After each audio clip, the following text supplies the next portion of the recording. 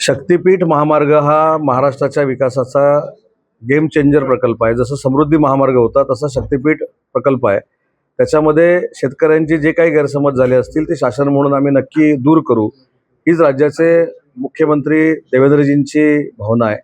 आणि ज्यांच्याकडे हा विभाग आहे MSRDC, त्या एकनाथ शिंदे साहेबांची देखील हीच भावना आहे। तर त्याच्यामध्ये मी काय जनतेच्या मनातलं जे आहे ते मी स्टेटस ठेवलं आहे। मी काय ठेवला होता की मैत्री टिकवणं आणि मैत्री टिकवण्यामुळं अनेकांचा जळफळाट होतो, हा त्याचा मतितार्थ होता।